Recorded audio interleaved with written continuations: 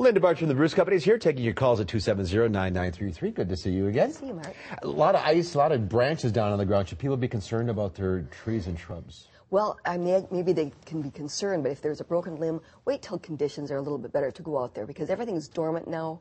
But then at that point, if you have a branch that broke off and it's real jagged, then prune it a nice clean cut. Don't go so close to the trunk that you're cutting off the branch collar and so on. But don't make a flush cut, is what I'm trying to say. But prune appropriately when the weather is better. Don't go out there now. It's a little slippery. Yes. Be more than broken tree limbs. All right, let's get to the phones. We'll start with Teresa in Madison. Hi, Teresa. What's your question? Yeah, this is, I was calling about a jasmine plant. I think the daughter got it down to Century where they have a lot of good plants. And all it does is keep growing and growing, but it won't bloom for me. I wonder if I shouldn't have let it. Well, maybe you should have gotten it from the Barcz Company. I'm sorry, I couldn't resist. No, make sure that you give it as much light as possible, especially this time of the year. I have mine in a southern window, and it does bloom periodically. It's much better during the summer. I always put it outside during the summer, and then it blooms really, really nicely. But they are high maintenance in terms of water, and then fertilize on a regular basis, too. Great plants. But no need to cut them back. Their extra foliage is not affecting the flowers. No, definitely not. It's winter. It's winter. That's what's affecting them. Joy in Loganville. Hi, Joy. Hi. Hi, Joy. What's your question? Hi. I have some plants that I had outside last summer, and I brought them in for the winter, and I transplanted the soil, and now the soil is becoming moldy. Okay. When you say you transplanted the soil, is this soil from your garden, or is it potting soil? No, it's potting soil. Oh, okay. Well, then the moldy, I'm just suspecting that you might be overwatering. You can't water the same way when plants are outside versus bringing them inside. And what you can do is just take off that top moldy layer. If that's removing too much soil, add a little bit of fresh topsoil, and that should or potting soil, that should take care of it. Okay. Marcia in Madison. Hi, Marcia. What's your question?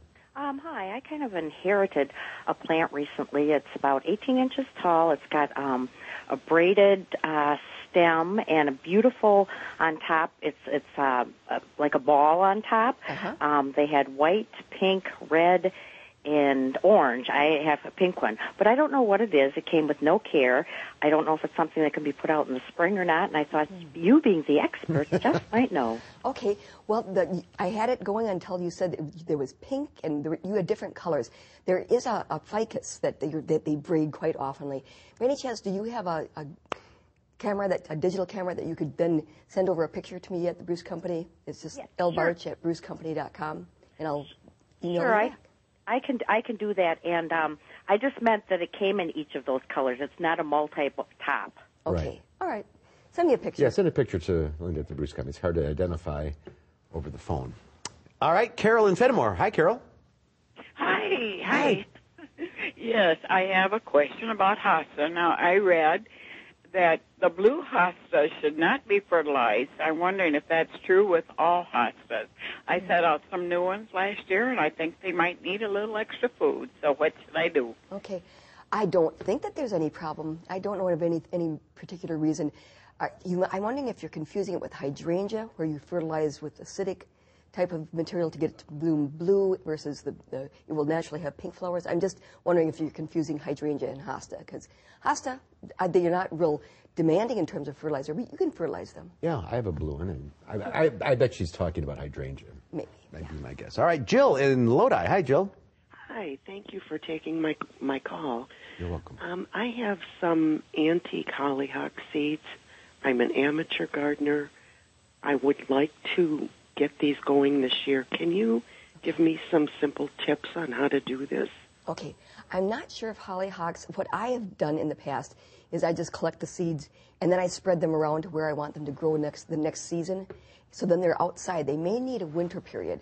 You know what? Why don't you give me a call at the Barcz Company later today, and I'll go back to the office and do some research, because she may want to do some cooling. She may be able to just germinate them inside, or just set them outside in the spring of the year, or in the area that she wants to get them growing. If she doesn't have very many, then we'll have to make sure we do it right. And we didn't talk about our little spring garden here. Spring garden here, yeah. Well, I did bring, these are all daffodils and the crocus and hyacinth that have been forced, and so of course they're a little bit early, but you can do that yourself in the fall, or you can come and Get them now. And then the heliobor we were talking about, this is the one with the real pretty flower. Yeah. Oh, and that is called Lenten rose. And that is one of the very first perennials to bloom in the spring. Oh, they are just beautiful. Spring is coming. Yes, it is. All right, Linda, thanks for being here. There are some calls. If you're on the line, stay there. Linda will take your calls off here. We'll be right back with the final check your forecast.